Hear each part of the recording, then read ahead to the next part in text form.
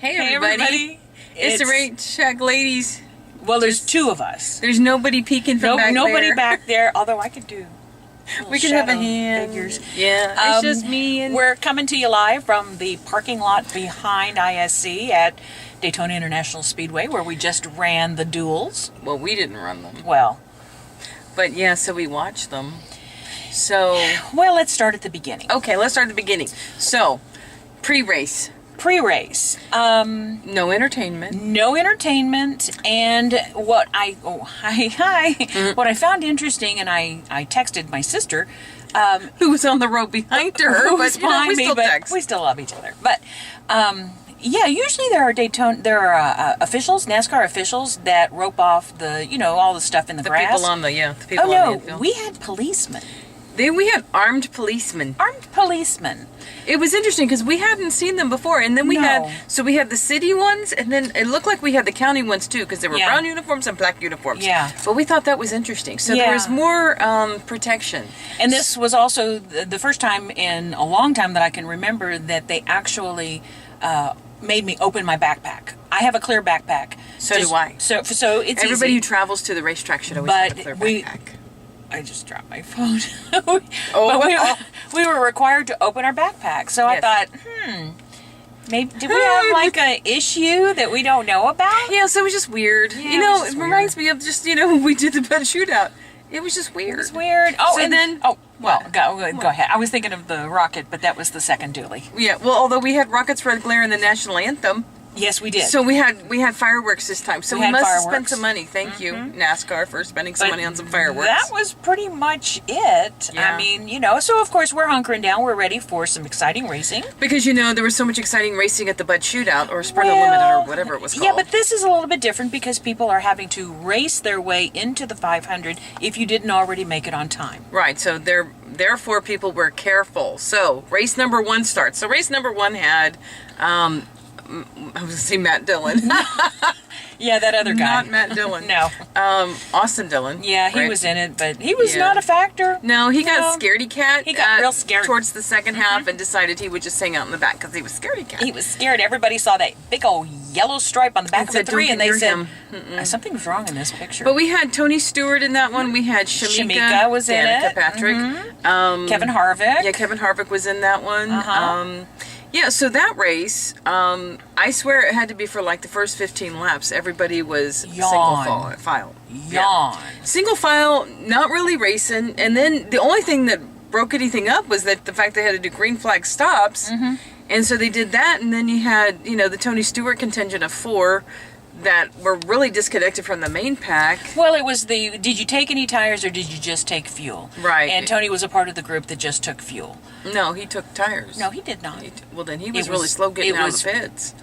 Are you calling names? I'm just saying he was slow. Okay, we're not going to talk about that. It's true. So then the race goes on. But Matt Kenseth led, then Junior led. And then... Yeah, everybody woke up when Junior led. Yeah, because, all of a sudden I heard this commotion. I went, oh, no wonder. And you see all the hands. Yeah. Everybody's pointing. So Junior's taking the lead on lap 2. You could hear everybody getting excited. I mean, in turn 2. Yeah. Everybody's getting excited. Yeah. And I'm like, what's going on? Oh, it was Junior. Ah, there you go. There you go, yeah. So then he took the lead. But then it was really... boring. Yeah, so then it wasn't exciting until the last lap. And then...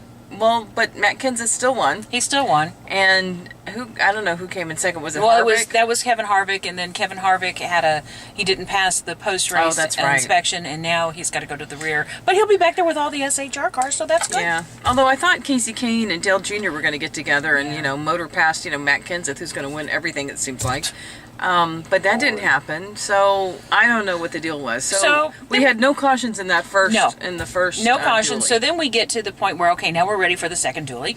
Maybe we're going to have a little bit more excitement. Maybe. But the only excitement that we really had in the beginning of the second dually was the rocket red glare. There was really a rocket taking off. So if you saw it on TV, you saw it too. But it was like really bright in the sky here. So, but what's funny is we're getting ready to go green. All eyes are to the sky. Yeah. Because that was more exciting than what was happening on the racetrack. But, so then the race starts. And so one thing I want to say for DW, bless his little heart. Bless his little heart. And his former gallbladder. He kept using the word unexperienced I don't know if you caught this or not. Yes. He then eventually corrected it to inexperienced, but unexperienced, not the word. Not a real word. The word. I think he may still have some after effects from the surgery. Maybe. I don't know. But it was really bothering me. Yeah. So then we had the second dually. So the second dually had Jeff Gordon, Jimmy Johnson. Yeah. Martin Truex Jr. Kurt Busch was in that one. it. Kurt Busch was in Yeah, this Martin one. Truex, which he got a really, really nice, welcome. Yeah, when he they did. introduced Yeah, him. he did. He did. Well, he got the raw in last year, and I felt really bad. And it for seemed, him. people were really supportive of him in the stand. So then the second one starts, and man, the second race starts, and they're double dicing file. it up, man. They're actually racing, and that lasted for maybe 7 laps. Yeah.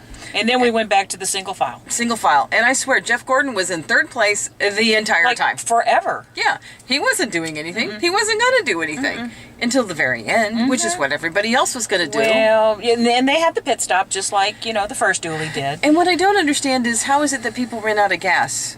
How did you not calculate the right amount of gas you needed? How many seconds of gas you needed? Yeah, and plus people trying to woe up getting into the pits without flat spotting their tires, knowing that they were only going to. Well, I was okay with that. But what's interesting is that because going into the pits in the first dually, Dale Jr. slid his tires, and everybody's like, "Oh my God, he's going to blow a tire!" And he's like, "I got a slight vibration." Yeah, and he made it through. Fine. However, in the second one, Brad Keselowski, he didn't make it through. No, and he first sped, I guess. Yeah, well, he sped first, and then he blew the tire on the back stretch. So he and kind of was out of it. along. Yeah. I'm like, don't you be throwing a caution now. Yeah, don't you? So he had a shoe, but then And then we knew it was going to ramp up toward the end because let's face it, it's your last chance to get into the 500. Yeah, but even at that, it wasn't until the thing I found interesting in the race is that we talked about the suck up factor, and used to be if you got a push, you would have some momentum and people would move forward. It was hard to find that because I kept listening to Jeff Gordon's spotter, and he kept talking about Jamie McMurray getting a push from Boyer, trying to push into Jimmy, then Jeff would hopefully take advantage of that. Right. But every time Jamie McMurray got a push from Boyer, he wasn't going anywhere. It wasn't like it has been in the past where when you get a push, you get a head of steam. Right. And you can physically see the car take off. Yeah, and you could not see that. So it's not happening. I don't know what you see on TV, but in real person here, in live and in person, you could not see them gathering and closing any of the gaps. So no matter what run Jimmy McMurray was trying to do, he could not catch Jimmy Johnson. So Jimmy Johnson wasn't getting to Jeff Gordon. So it was just weird. Well, and then, Jimmy had... So then Jimmy runs out of gas. Now, everybody kept talking about Hamlin was going to run out of gas, which Hamlin was fine. But Jimmy runs out of gas, and oops. Well, and I didn't know that Jimmy had run out of gas, but I kept thinking, why did Jamie McMurray come up so tight on him? Well, it makes sense, because if you lift even just a little... What is that?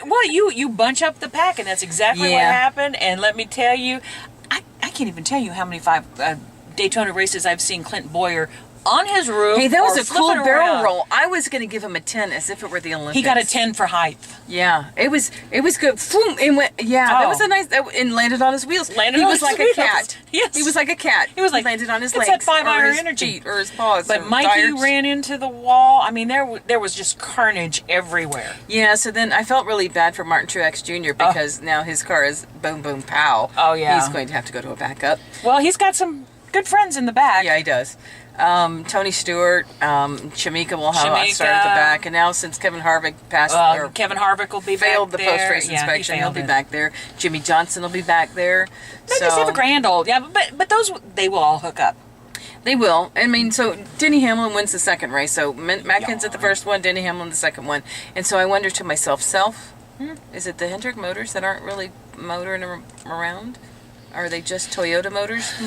Well, if it was that, then Harvick wouldn't have finished so high up. I don't know. And also just saying. Busch. Kurt Busch had a good finish, even with all the carnage in the second dually. I don't know. I'm just saying. I don't know. I don't know. So so that was kind of the race. I mean, it was okay, but it was drawn out and it was not very exciting. No. Not sure how you guys saw it on TV, but... And considering this was the first dually to be held at night, we were kind of expecting a little bit of something. Well, particularly Especially because it was entertainment. Right, entertainment. But, it's like DW said off air, he said, feel bad for all those people expecting the excitement of the Bud Shootout and then coming and seeing this race because it wasn't very exciting. I mean, even Off Kevin air. Harvick, if you guys heard it on the news or heard it while he was announcing in the second race, was like, this isn't very exciting. No. Yeah, so then you wonder why the ratings were down for the Bud Shootout Sprint Unlimited. Well, They were down a lot, and it was the lowest since 2001. yeah, So 43%. help me understand why. Yeah. You know what happened in 2001? We lost Dale Sr. I'm just saying, there's not been anybody else that would take his place. Something's happened. I don't know. I don't know. It's just, I toss it out there. well, we've got more racing to do during speed weeks, Yeah. but I'm not really feeling very hopeful. No. Other than, as I was telling Susie when we were leaving the track, the only thing that we've got really, yeah, that's Susie, going for us as far as some kind of excitement factor is the fact that now a win means that you Yeah. are in the chase. Yeah, so people will be wanting to get a win in. Now, I was happy that I want to win.